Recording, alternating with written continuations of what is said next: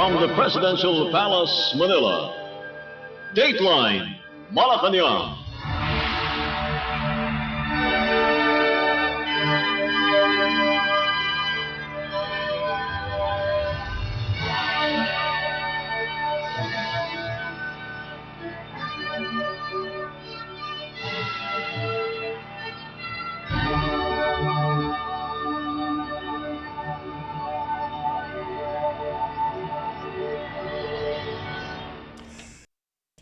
Good day. This is Dateline Malacañang. Philippine President Ferdinand R. Marcos Jr. on Monday personally kicked off Brigada Escuela 2025 as he visited Barihan Elementary School in Malolos City, Bulacan Province. Taking time off his usual busy schedule, the President joined parents, teachers, and volunteers on the ground, reaffirming his administration's commitment to strengthening public education, not only through policy, but through personal and visible support at the grassroots level. A week before the start of school year 2025 to 2026 on June 16th, the chief executive inspected classrooms undergoing repairs, checking ceilings, windows, and doors to ensure students will return to functional and secure learning spaces. President Marcos also reviewed photo archives of typhoon-related damage in past years, emphasizing the need for continued investment in disaster-resilient school infrastructure. Beyond Barihan, President Marcos also visited Tibagan Elementary School in San Miguel, Bulacan, where he inspected classroom repairs and witnessed a series of school readiness activities. Among these were gardening, painting, and carpentry projects to improve the school's physical environment ahead of class opening. The chief executive also observed an orientation session for 20 students using Khan Academy, an online platform offering free, high-quality learning materials, highlighting the growing role of digital tools in the modern classroom. In support of the digital transformation of public education, Department of Information and Communications Technology, or DICT Secretary Henry Ruel Aguda, presented the newly installed Starlink satellite internet service at the school, which is expected to provide faster and more reliable connectivity for students and teachers alike. The President and Education Secretary Sani Angara also oversaw the orientation of 200 newly hired public school teachers, a vital component of the Department of Education, or DepEd's preparations for the academic year. President Marcos, in a brief message during the orientation of new teachers, thanked them for taking on the noble duty of being educators. The President reassured them of his administration's continued support. President Marcos Jr. was joined by his youngest son, William Vincent, during the school visits. Brigada Escuela 2025 runs from June 9 to 13 and is being held simultaneously across all regions. The 5-day campaign mobilizes thousands of volunteers to ensure public schools are fully prepared for the return of some 27 million learners nationwide. At the Barihan Elementary School alone, over 300 bags filled with basic school supplies will be distributed on the first day of classes, part of a broader effort to ease the burden on families. Dateline Malacañang. Meanwhile, Philippine President Ferdinand R. Marcos Jr. on Monday emphasized the urgent need to clean and improve public school bathrooms and ensure reliable water supply, calling it a basic requirement for students' health and safety. Speaking to the media after visiting schools in Malolos and San Miguel, Bulacan Province as part of Brigada Eskwela 2025, the president said the condition of school facilities, particularly bathrooms, must be addressed ahead of the school reopening next week. President Marcos said around 27 million students are expected to return to school next week. The chief executive reported improvements in preparation efforts and announced the hiring of 20,000 new teachers to ease the administrative burden on educators. President Marcos Jr. also noted that some schools still have aging Marcos-type school buildings, originally designed for 20 to 30 years of use. The so-called Marcos-type school buildings were introduced in the late 1960s as a standard classroom design under the administration of the president's late father, former President Ferdinand E. Marcos Sr. Measuring 7.5 by 6 meters, these buildings were constructed with light steel frames, concrete hollow block walls, concrete flooring, and steel doors. Despite the challenges, the chief executive lauded the collaboration among agencies under the Brigada Eskwela initiative. One of the things that I noticed are the bathrooms. Kailangan natin linisin at pagandahin ng mga bathroom. Hindi naman mahirap gawin yun, except ang problema sa mga pinuntahan naming eskwela, walang tubig. Kaya yun ang titignan namin na mabuti kung saan dapat manggaling yung tubig, bakit walang tubig, at nagbabayad naman sila para sa kanilang water supply. So for me, basic yan eh. Kasi pati yung health ng bata natatamaan eh, na magkakasakit yan kung hindi malinis ang mga pinupuntahan nila mga bathroom. Kaya kawawa naman. So that's one of the areas that we are really going to focus on. Just on the health and safety of the kids. Of course, that's the most basic and most important thing that we have to do.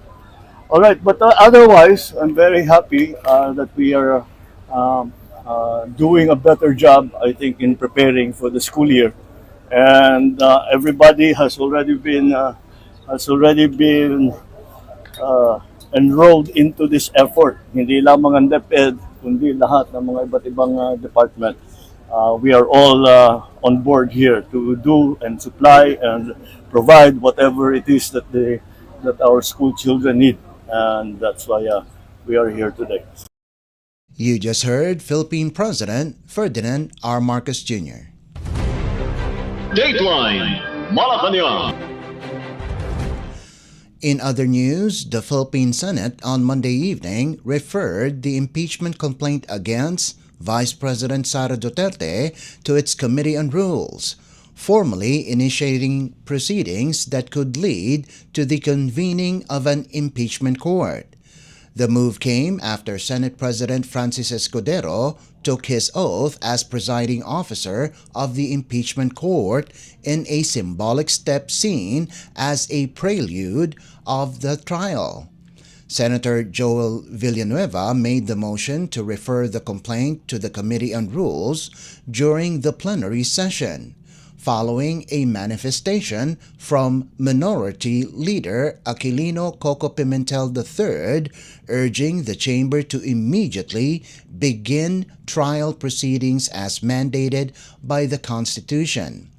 Pimentel cited Article 11, Section 3 of the 1987 Constitution, which states that once a verified complaint is endorsed by at least one-third of the House of Representatives, the Senate shall forthwith proceed to try the case. Senate Deputy Minority Leader Risa Ontiveros also seconded the call. Escudero's oath as presiding officer administered on the floor came more than 4 months after the House of Representatives impeached Duterte on charges of corruption, misuse of confidential funds, and threatening President Ferdinand R. Marcos Jr. and other officials. The impeachment complaint was transmitted to the Senate on February 5th. The Committee on Rules is now tasked with determining the schedule and procedures for the trial, including the formal swearing-in of senators as judges. The development came amid pressure from the minority bloc and civil society groups to act within the 100-day constitutional window that has already lapsed. Duterte's allies, meanwhile, are drafting a resolution seeking dismissal of the case on grounds of inaction. If convicted by 2/3 of the Senate, Duterte would be removed from office and permanently barred from holding public office. This is the fifth impeachment case in Philippine history and the first involving a vice president. The Senate is expected to take further action when it resumes session on June 11th. Congress adjourns sine die on June 30th. Dateline Malacañang. Also on Monday, the Philippines Bureau of Immigration or BI reported over 100 foreign nationals, most of them Vietnamese, were deported in batches on the first week of June this year. In a statement, the BI said 44 Vietnamese nationals were deported on June 3rd, 26 Vietnamese and 12 South Koreans on June 4th, 7 more Vietnamese on June 5th, and 25 Vietnamese and 1 Malagasy on June 6th for a total of 115 deportees. BI Commissioner Joel Anthony Viado said all 115 deportees were placed on the Bureau's blacklist, effectively barring them from returning to the Philippines. Viado said many of the deported individuals were found residing or working in Philippine offshore gaming operators or POGO hubs that have been linked to various forms of organized crime, including online fraud and trafficking. At the same time, he reiterated the BI's warning that while the Philippines remains open to legitimate visitors and investors, those who engage in illegal activities will be dealt with to the full extent of the law. He added, more mass deportations are being scheduled in the coming weeks as part of the agency's intensified campaign against illegal aliens. The BI chief added they are in close coordination with the embassies of the concerned foreign nationals to expedite the deportation proceedings and ensure full compliance with Philippine laws. Viado said the move is in line with the directive of President Ferdinand R. Marcos Jr. to strengthen law enforcement and ensure that the Philippines is not used as a sanctuary for undocumented aliens, particularly those involved in illicit operations. Dateline Malacañang. In compliance with Philippine President Ferdinand R. Marcos Jr.'s directive to recalibrate the Pambansang Pabahay para sa Pilipino or 4PH program, Department of Human Settlements and Urban Development or DHSUD Secretary Jose Ramon Aliling issued several directives that gained support from housing and real estate stakeholders. During his first 2 weeks in office, Aliling ordered the inclusion of horizontal developments or subdivision-like housing projects into the flagship 4PH program to cover a wider range of beneficiaries, especially those in the lower income bracket and the poorest of the poor. In a news release on Monday, the DHSUD said 3 private developers immediately committed more than 50,000 horizontal housing units to the expanded 4PH, days after Aliling was appointed on May 26. Aliling also asked recommendations from private stakeholders, particularly the country's 4 major developers, namely the Chamber of Real Estate and Builders Associations, National Real Estate Association, Organization and Socialized and Economic Housing Developers of the Philippines and Subdivision and Housing Developments Association, and how DHSUD can improve government's housing program. And we interrupt our program to give way to a special presidential event at Malacañang Palace. Mula sa Presidential Communications Office at Radyo Pilipinas, ito ang Presidential Live Event. Presidential Live Event. The Associate Justice Raul Villanueva to the Supreme Court.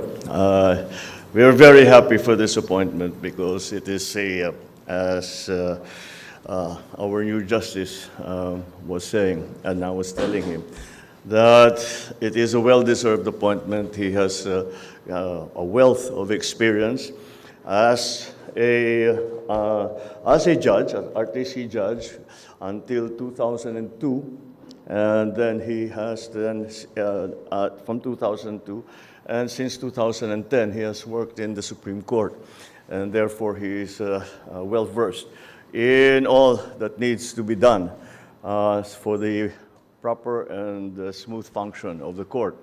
And besides that, we have begun a trend between the Supreme Court and the executive of a closer relationship in the past couple of years. And I know that the appointment of our new justice will continue that trend and bring the departments of government even closer than before, and so that the function of government is smoother, better, and that we are unified in our goal to making life better for all Filipinos. We all have our part to play, and Apo Justice, you have a new part to play. So, thank you. Thank you very much. Thank you, Mr. President.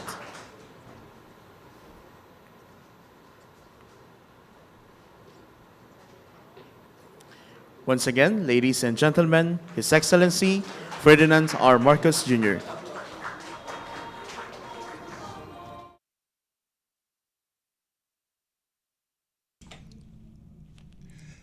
And you just heard Philippine President Ferdinand R. Marcos Jr. Mula sa Presidential Communications Office at Radyo Pilipinas, ito ang Presidential Live Event. Presidential Live Event. To continue, in compliance with Philippine President Ferdinand R. Marcos Jr.'s directive to recalibrate the Pambansang Pabahay para sa Pilipino or 4PH program, Department of Human Settlements and Urban Development or DHSUD Secretary Jose Ramon Aliling issued several directives that gain support from housing and real estate stakeholders. During his first 2 weeks in office, Aliling ordered the inclusion of horizontal developments or subdivision-like housing projects into the flagship 4PH program to cover a wider range of beneficiaries, especially those in the lower income bracket and the poorest of the poor. In a news release on Monday, the DHSUD said 3 private developers immediately committed more than 50,000 horizontal housing units to the expanded 4PH days after Aliling was appointed on May 26.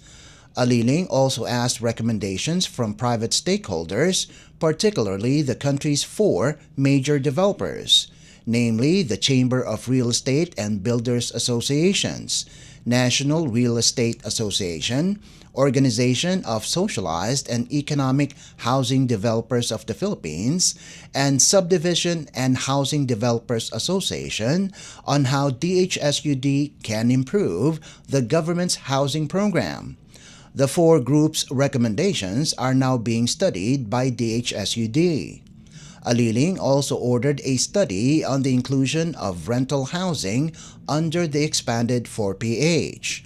He led key DHSUD officials in engaging top officials of the University of the Philippines, led by President Angelo Jimenez, in Diliman for possible piloting in campuses. Aliling ordered the National Housing Authority, or NHA, to refocus its programs to benefit more and the Social Housing Financing Corporation to revive its community mortgage program for informal settlers' families.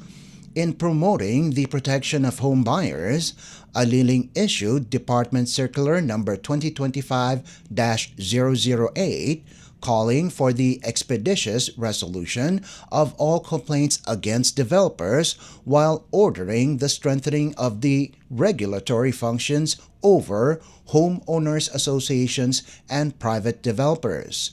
He anchored his directives on a no corruption policy and asked DHSUD officials and employees to uphold the highest standards of integrity and service. Dateline Malacañang.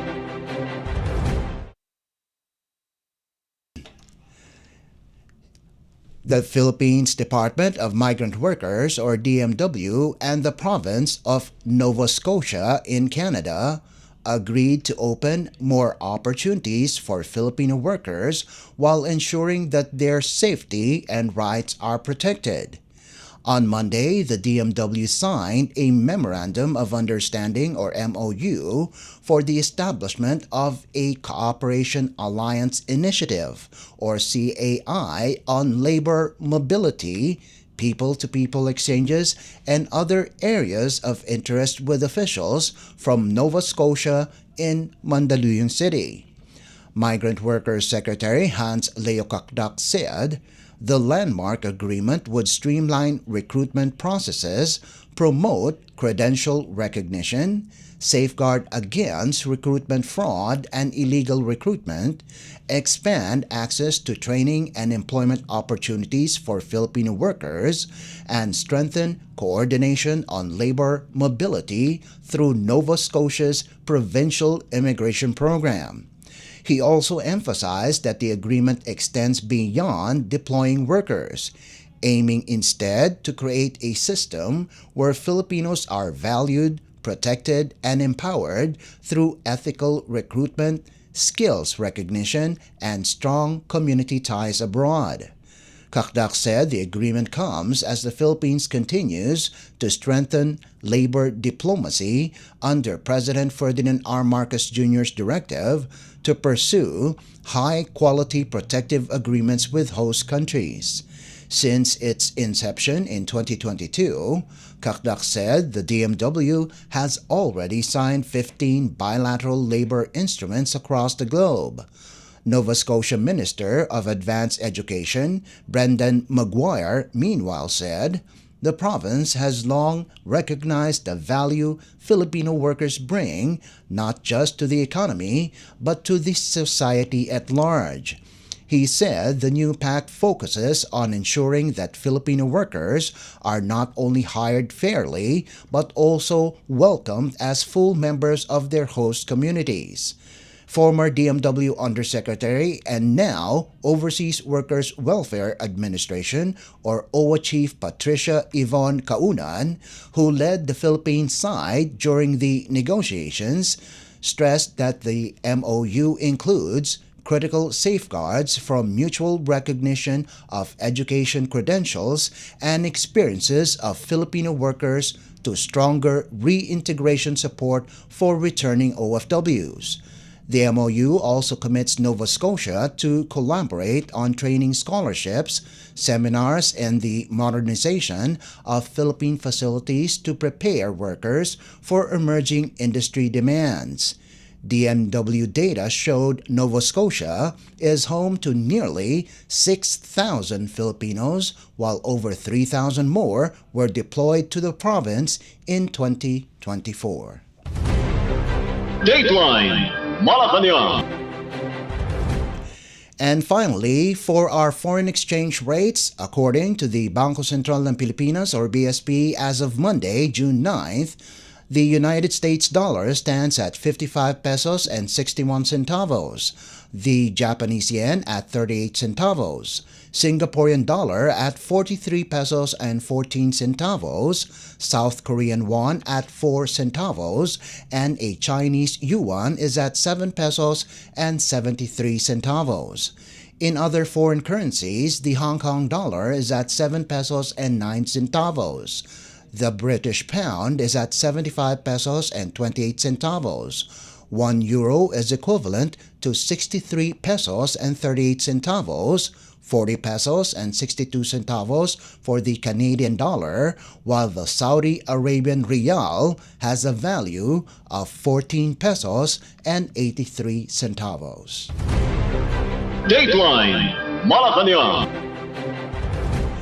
And that concludes this edition of Dateline Malacañang. For Radyo Pilipinas World Service, this is Leo Magpayo. Good day and stay safe.